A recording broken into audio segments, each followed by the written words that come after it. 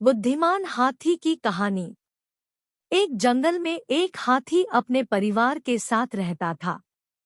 एक दिन वह हाथी अपने पूरे परिवार के साथ एक जंगल से दूसरे जंगल को जा रहा था। रास्ते में हाथी को एक चमकती हुई चीज दिखाई दी। हाथी के मन में विचार आया कि आखिर यह चीज क्या है जो इतना चमक रही है। हाथी अपनी धुन में मगन उस चीज की तरफ बढ़ता चला गया, जिस वजह से वह अपने परिवार से अलग हो गया। जैसी ही हाथी चमकती हुई चीज के पास पहुंचा तो वह कुछ और नहीं बल्कि एक कील थी जो सूरज की रोशनी पड़ने से इतना चमक रही थी। गलती से हाथी का पैर उस कील के ऊपर पड़ गया और वह कील हाथी के पैर में घुस गई, जिस वजह से हाथी के पैर से खून ही खून बहने लगा। हाथी का पूरा परिवार काफी दूर निकल चुका था। अब हाथी किसी से मदद भी नहीं मांग सकता था। कुछ ही देर में अंधेरा हो गया। बेचारा हाथी रात भर वहीं बैठकर दर्द के मारे कराहता रहा। जब तक हाथी के परिवार को पता चलता कि छोटा हाथी उनसे अलग हो चुका है, तब तक बहुत देर हो चुकी थी। अंधेरा काफी हो गया था, इस वजह से वह अपने छोटे हाथी को नहीं ढूंढ पाए। अगली सुबह एक बूढ़ा दंपति उस रास्ते से गुजरा तो उन्होंने देखा कि एक हाथी का बच्चा लेटा हुआ है, जिसके पैर से खून ही खून निकल रहा है। उन्होंने जैसे तैसे हाथी के पास जाने की हिम्मत की। उन्होंने देखा छोटे हाथी का पैर सूजा हुआ है और एक मोटी सी कील हाथी के पैर में चुभी हुई है। बूढ़े आदमी ने फटाफट से उस कील को निकाला और जैसे ही हाथी के पैर से कील निकली तो खून बहने लगा। इसके साथ ही हाथी का दर्द कुछ कम हुआ और उसे होश आने लगा। बूढ़े दंपति को देखकर हाथी थोड़ा सा डर गया, लेकिन वह कुछ कर भी नहीं सकता था, क्योंकि उसके पैर में दर्द हो रहा था और वह समझ चुका था कि यह बूढ़ा दंपति ही उसकी मदद कर सकता है। हाथी के पैर से बहते हुए खून को रोकने के लिए बूढ़ी औरत ने घाव को पानी से धोकर साफ कपड़े से बांध दिया।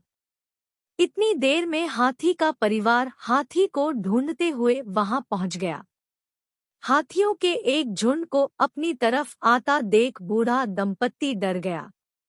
वह समझ चुके थे कि यह हाथी का ही परिवार है, इसलिए वह छोटे हाथी को वहीं छोड़ अपने घर की ओर चल दिए। जैसे जैसे समय बीतता गया, बूढ़ा दंपति इस घटना को भूल चुका था। जिस गांव में यह बूढ़ा दंपति रहता था, वहां का जमींदार बहुत ही दुष्ट था। यह जमींदार पूरे गांव से कर वसूली किया करता था। जो भी परिवार कर नहीं दे पाता था, जमींदार जबरदस्ती उनके खाने का अनाज भी अपने साथ ले जाता था। बूढ़ा दंपति अब बीमार रहने लगा था, जिस वजह से वह अपने हिस्से का कर नहीं दे सके। इसलिए जमींदार उनके खाने का अनाज अपने साथ ले गया। एक दिन बूढ़ा दंपति जब सुबह उठा तो उनके घर के आगे एक अनाज की बोरी रखी हुई थी।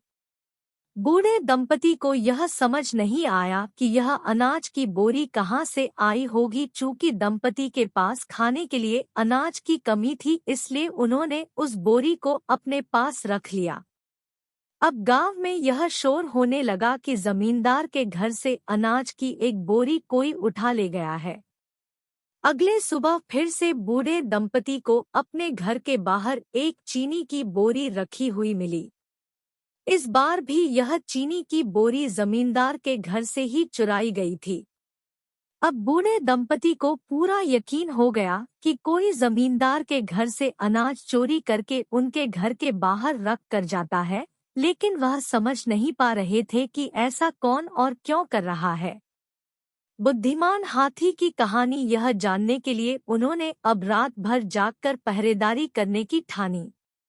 जैसे ही रात हुई तो उन्होंने देखा कि एक हाथी अपनी सूंड में गन्ने दबा कर लाया और उनके दरवाजे पर रख दिए। हाथी ने भी बूढ़े दंपति को देख लिया और वह उन्हीं के सामने बैठ गया। बूढ़ा दंपति उस हाथी को देखकर डर गए। दंपति को डरता देख हाथी ने अपना पाँव आगे बढ़ा दिया, जिस पर एक बड़े से घाव का निशान था। इस घाव को देखकर बूढ़े दंपति को वह घटना याद आ गई जब उन्होंने एक छोटे हाथी के पैर से कील निकाली थी। बूढ़ा दंपति समझ गया कि यह वही छोटा हाथी है जो अब बड़ा हो गया है और उनकी मदद इसलिए कर रहा है क्योंकि उन्होंने उसकी मदद की थी। बूढ़ा दंपति हाथी को पहचान गया। वह हाथी के पास गए तो हाथी ने उन दोनों को सूंड से उठाकर अपनी पीठ में बैठा लिया। इतनी ही देर में जमींदार व उसके आदमी हाथी के पीछे पीछे बूढ़े दंपति के घर पहुंच गए। जमींदार और उसके आदमियों ने हाथी को अपने काबू में करने की कोशिश की, लेकिन हाथी ने अपनी सूंड से सबको उठाकर फेंक दिया, जिससे जमींदार व उसके आदमियों के हाथ पैर टूट गए। जमींदार जैसे तैसे अपनी जान बचाकर वहां से भाग गया। अब गांव में सबको पता चल गया कि हाथी बूढ़े दंपति की मदद करता है और अब जमींदार ने गांव के लोगों को परेशान करना बंद कर दिया।